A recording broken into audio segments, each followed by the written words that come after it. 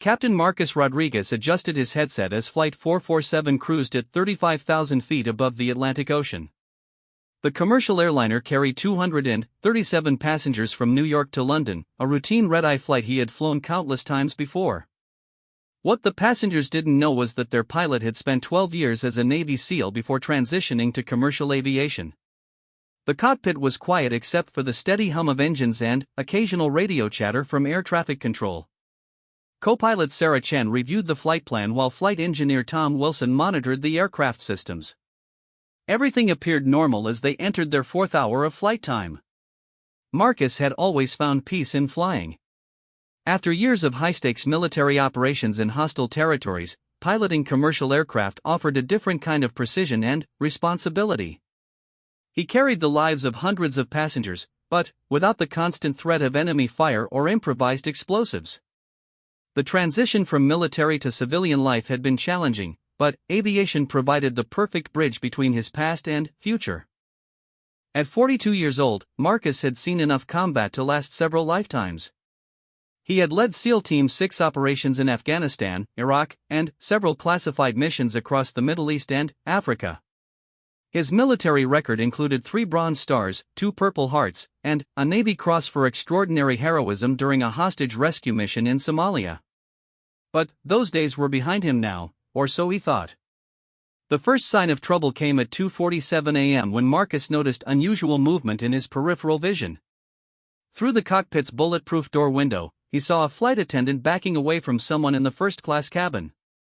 Her face showed clear signs of fear, and her hands were raised in a defensive posture. "Sarah, check the cabin camera feed," Marcus instructed his co-pilot while maintaining his focus on the flight controls. The aircraft's internal security cameras provided limited views of the passenger areas, but they could see enough to confirm his growing suspicions. On the small monitor, they watched as 2 men in business suits stood in the aisle of first class. One held what appeared to be a knife while the other seemed to be restraining a flight attendant. Other passengers remained in their seats, most still asleep and unaware of the developing situation. "Tom, contact air traffic control immediately," Marcus ordered the flight engineer. "Use emergency frequency and report possible hijacking in progress." Before Tom could reach for the radio, the cockpit door's entry chime sounded. Through the reinforced window, they could see one of the hijackers holding a flight attendant at knife point. The man was young, perhaps in his late 20s, with dark hair and intense eyes that betrayed his nervousness despite his threatening posture. "Open the door or she dies," the hijacker shouted through the intercom system. His accent suggested Middle Eastern origin, though Marcus couldn't pinpoint the specific country. The man's hands shook slightly as he held the blade against the terrified flight attendant's throat. Marcus felt the familiar surge of adrenaline that had carried him through dozens of combat situations. His military training kicked in automatically, analyzing the threat and calculating possible responses. The hijacker's nervous demeanor suggested inexperience, which could work either for or against them depending on how the situation developed. "We need to assess their capabilities and intentions," Marcus told his crew quietly. "Sarah, continue monitoring the cabin. Tom, establish contact with ground control and military command. I'll handle the negotiation." The second hijacker appeared behind the first, carrying what looked like a small explosive device. He was older, perhaps in his 40s, with graying hair and steadier hands than his companion. His calm demeanor suggested greater experience and potentially more dangerous intentions. Marcus activated the cockpit's external communication system. "I can hear you. What do you want?" "Change course immediately," the older hijacker demanded. "Fly to Damascus. Any deviation from our instructions will result in the death of passengers and crew." The pilot's mind raced through tactical possibilities. The reinforced cockpit door could withstand significant force, but the hijackers held hostages. Standard protocol required compliance with hijacker demands to preserve life, but Marcus's military experience suggested alternative approaches that civilian pilots wouldn't consider. "Damascus is beyond our fuel capacity from this position," Marcus replied truthfully. "We'll need to land for refueling. Where would you prefer we stop?" The hijackers conferred quietly among themselves before the older man responded. fuel is not our concern. Begin the course change now or passengers will start dying. Through the cabin camera, Marcus watched the younger hijacker force several passengers from their seats in the economy section. The man's agitation was increasing, making him more unpredictable and dangerous. Several passengers were now fully awake and aware of the crisis unfolding around them. Marcus made a calculated decision based on his military experience. I need to input new navigation coordinates. This will take several minutes. Please remain calm and we'll comply with your instructions. While appearing to work on the flight computer, Marcus was actually accessing the aircraft's emergency communication systems. Modern commercial airliners contain sophisticated equipment that could transmit detailed information to ground control and military authorities without the hijacker's knowledge. Tom, initiate silent squawk protocol, Marcus whispered to his flight engineer. This would alert air traffic control and military command to their situation without any visible or audible indicators that the hijackers could detect. The older hijacker grew impatient. Hurry up. We know you're stalling. Aviation systems are complex, Marcus replied. Changing course at this altitude and speed requires precise calculations to ensure passenger safety. Unless you prefer we crash into the ocean. This response seemed to satisfy the hijackers temporarily, giving Marcus additional time to assess the situation and formulate a response strategy. His SEAL training emphasized patience and tactical thinking even under extreme pressure. Through the intercom, they could hear increasing commotion in the passenger cabin. More people were awake now, and the hijackers were struggling to maintain control over a larger group. This created both opportunities and additional risks for any potential intervention. Sarah, monitor fuel levels and alternative landing sites, Marcus instructed quietly. Maintain ready status for emergency descent if necessary. The co-pilot nodded, understanding that they needed contingency plans for multiple scenarios. Her civilian training hadn't prepared her for this situation, but she trusted Marcus's experience and judgment completely. Marcus continued his assessment of the hijacker's capabilities and weaknesses. The younger man's increasing agitation suggested he might make mistakes under pressure. The older hijacker appeared more professional, but his calmness might indicate overconfidence that could be exploited. Course change initiated, Marcus announced through the intercom after several minutes of apparent computer work. New heading will take effect in 60 seconds. This was partially true. Marcus had programmed a slight course adjustment that would appear legitimate on any navigation equipment the hijackers might have, but he had also activated several emergency protocols that would alert military authorities to their exact position and situation. The hijackers seemed satisfied with his compliance. Through the camera feed, Marcus watched them relax slightly, though they maintained their threatening postures toward the hostages. This momentary reduction in their vigilance might provide the opening he needed to act. Marcus began formulating a plan that would utilize his military training while minimizing risk to the passengers and crew. The confined space of an aircraft presented unique challenges, but it also offered tactical advantages for someone with his specialized skills. The next few minutes would determine whether his 12 years as a Navy SEAL would prove more valuable than anyone aboard Flight 447 could have imagined. The tension in the cockpit was electric as Marcus continued his careful assessment of the situation. Through the security cameras, he watched the hijackers move through the cabin with growing confidence. They had successfully taken control of the passenger area and believed they had forced the flight crew into submission. What they didn't know was that their pilot was simultaneously coordinating with military command through encrypted channels. The silent squawk protocol had worked perfectly, alerting authorities on the ground to their situation without any visible indication to the hijackers. Control, this is Navy 77 Alpha, Marcus whispered into his personal communication device, using his old military call sign. The device was disguised as a standard aviation radio but connected directly to Naval Command. Hostile situation in progress. 2 subjects confirmed, possibly more. Passengers at risk. The response came immediately through his earpiece. Copy, 77 Alpha. F-16 interceptors scrambling from Lakenheath. Military assault team standing by. What's your assessment? Marcus glanced at his co-pilot Sarah, who was monitoring the hijackers' movements through the cabin cameras. The older hijacker had moved toward the rear of the aircraft while the younger one remained near first class, both maintaining visual contact with multiple hostages. Subjects appear moderately trained but nervous, Marcus reported quietly. Younger subject shows increasing agitation. Older subject more controlled but possibly overconfident.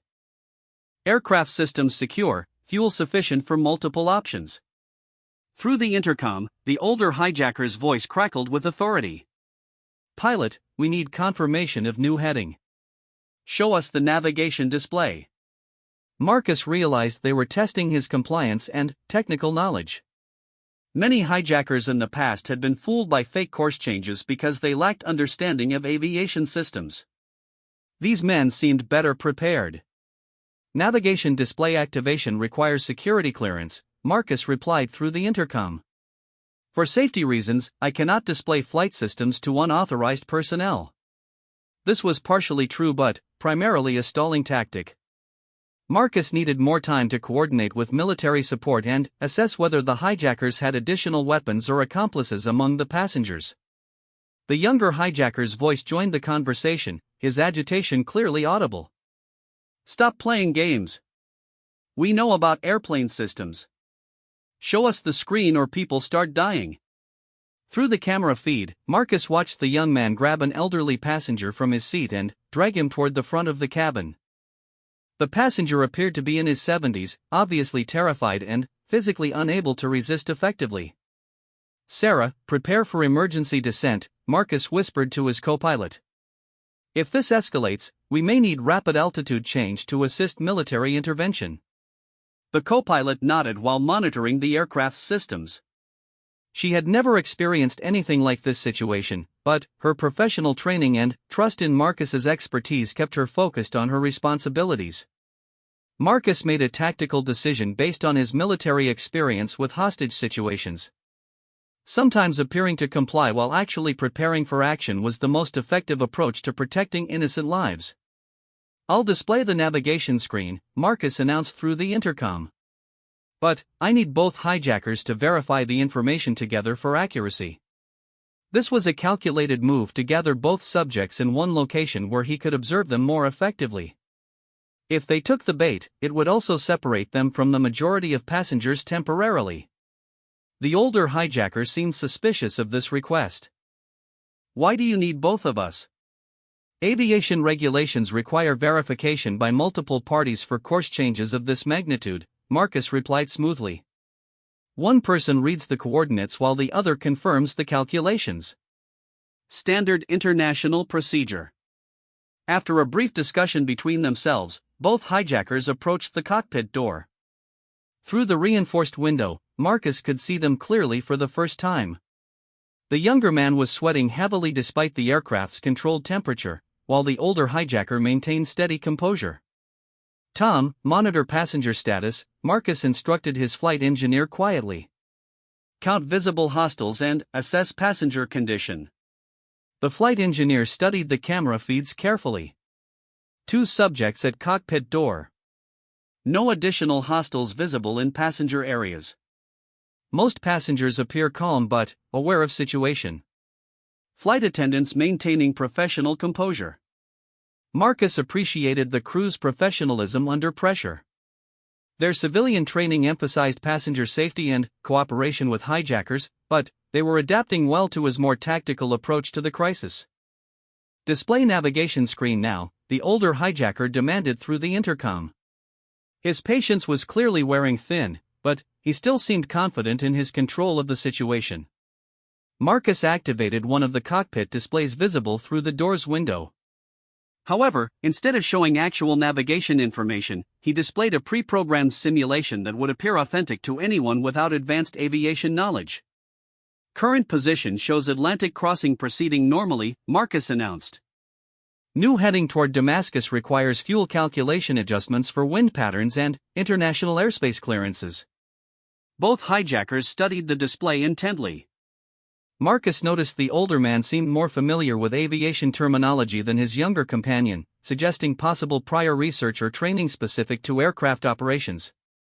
While they focused on the screen, Marcus received another update through his covert military communication channel. 7-7 Alpha, interceptors in position at safe distance. Assault team ready for deployment. Do you require immediate intervention? Marcus considered his options carefully. Military intervention at cruising altitude would be extremely dangerous for passengers. However, if the situation escalated further, external assistance might become necessary despite the risks involved. Negative immediate intervention, Marcus whispered into his device. Maintaining tactical assessment. Will advise if situation changes. The younger hijacker suddenly became agitated again, pounding on the cockpit door. This is taking too long. Change course now or we start killing passengers.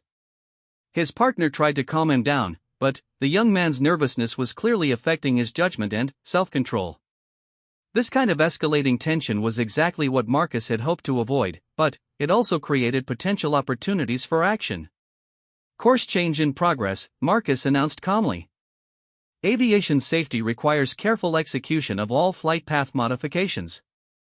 Through the camera system, he watched several passengers in the rear section of the aircraft. Some were quietly using their mobile phones, likely sending messages to family members or authorities on the ground. Others appeared to be praying or comforting fellow travelers. Marcus felt the weight of responsibility for every person aboard the aircraft.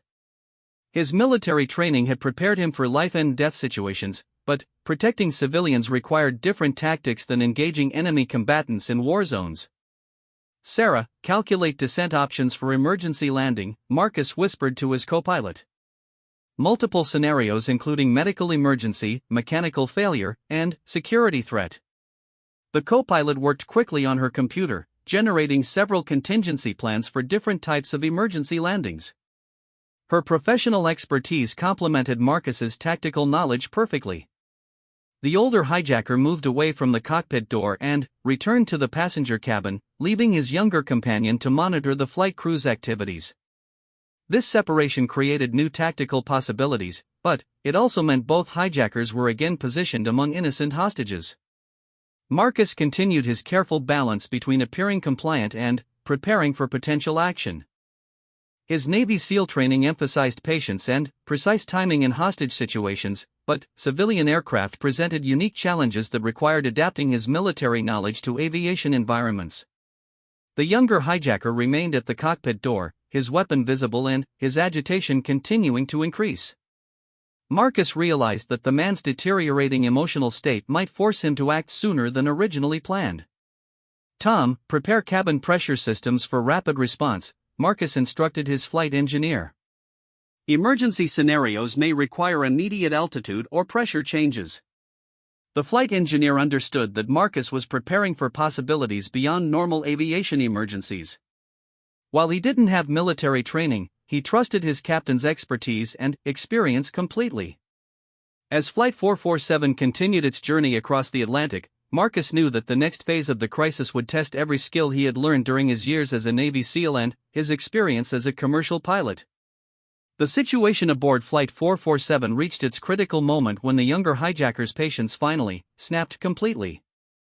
Through the cockpit cameras, Marcus watched the man grab a female passenger and press his knife against her neck while screaming demands for immediate course corrections. No more delays, the hijacker shouted through the intercom. Change course to Damascus right now or this woman dies. Then, we kill more passengers until you obey. Marcus felt his military instincts take complete control. 12 years of Navy SEAL training had taught him to recognize when negotiation ended and action became the only option to save lives. The hijackers' escalating violence meant innocent people would die unless someone intervened immediately. Sarah, take control of aircraft systems, Marcus commanded his co-pilot in a tone that brooked no argument. Maintain current heading and altitude until I return. Do not open this door for anyone except me. The co-pilot understood instantly that Marcus intended to leave the cockpit and confront the hijackers directly.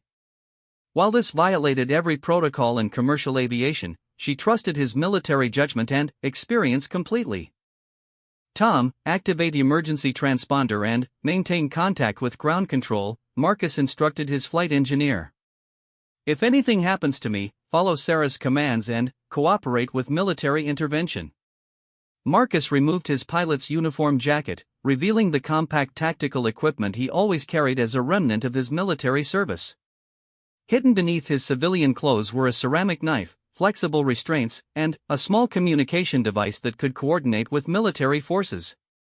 The younger hijacker was becoming increasingly violent with his hostage, while the older hijacker moved through the passenger cabin trying to maintain control over the growing tension among travelers. Several passengers had realized the severity of their situation and were beginning to panic despite the flight attendants' efforts to keep everyone calm. Marcus studied the aircraft's layout through the security cameras, planning his approach with the same precision he had used for countless military operations. The confined space of the airliner presented unique tactical challenges, but it also limited the hijackers' options for escape or maneuver. 77 Alpha to control, Marcus whispered into his military communication device. Initiating direct intervention.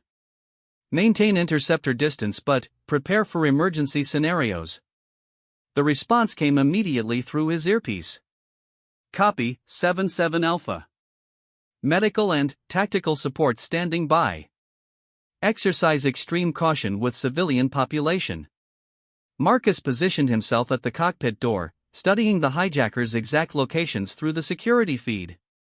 The younger man remained near first class with his hostage, while the older hijacker had moved toward the middle of the aircraft.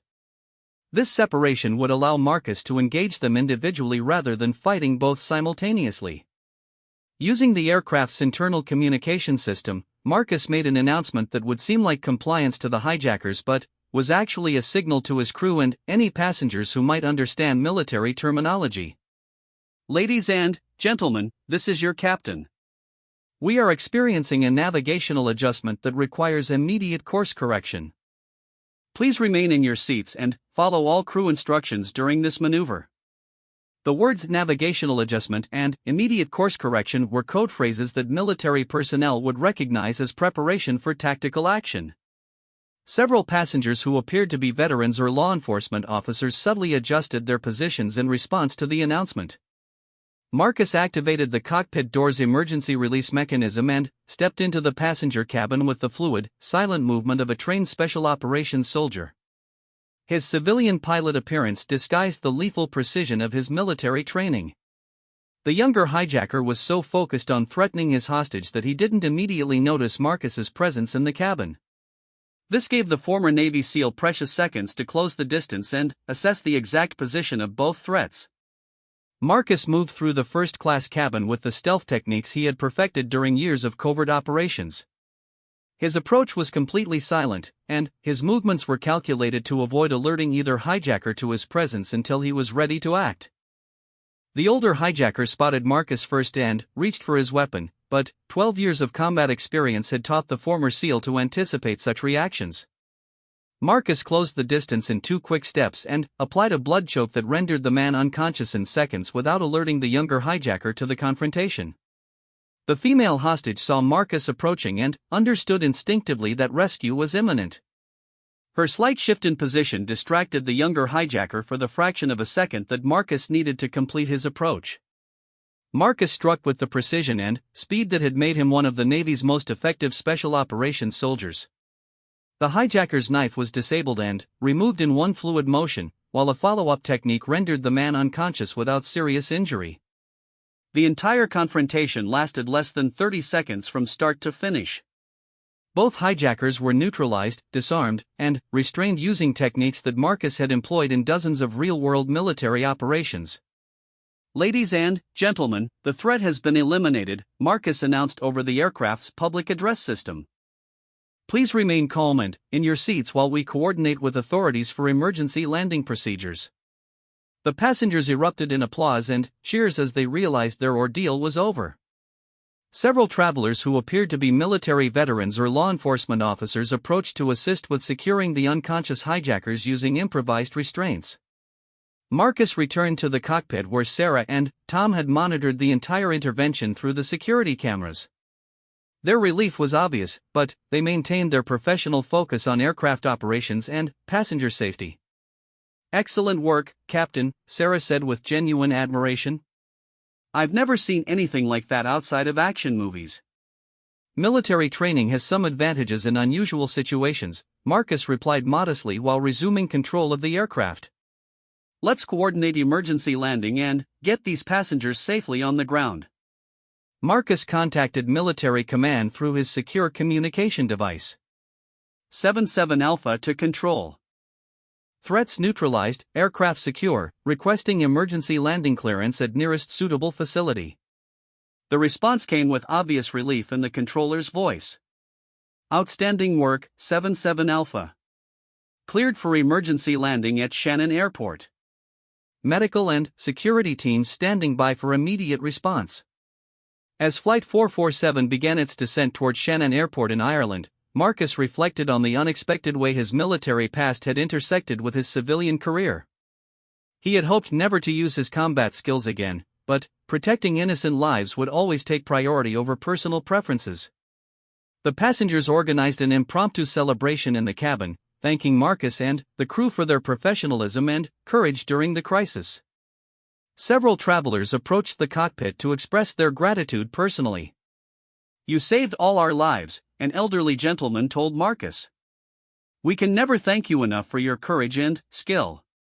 Marcus accepted their thanks graciously while maintaining focus on landing procedures and passenger safety. The crisis was over, but his responsibilities as captain continued until every person aboard the aircraft was safely on the ground. The hijackers regained consciousness during the descent but remained securely restrained and under the watchful eyes of several passenger volunteers with military or law enforcement backgrounds. They would face justice for their crimes, but no one had been seriously injured during the incident. When Flight 447 touched down at Shannon Airport, it was met by Irish police, medical teams, and military security personnel. The passengers deplaned safely, and the hijackers were taken into custody immediately. Marcus completed his post-flight reports and cooperated fully with the international investigation into the hijacking attempt. His actions aboard Flight 447 would become a case study in crisis management and the value of diverse professional backgrounds in emergency situations.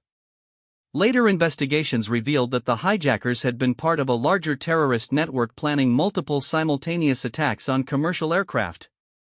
Marcus's intervention had not only saved the lives of everyone aboard Flight 447 but had also prevented a much larger tragedy from unfolding.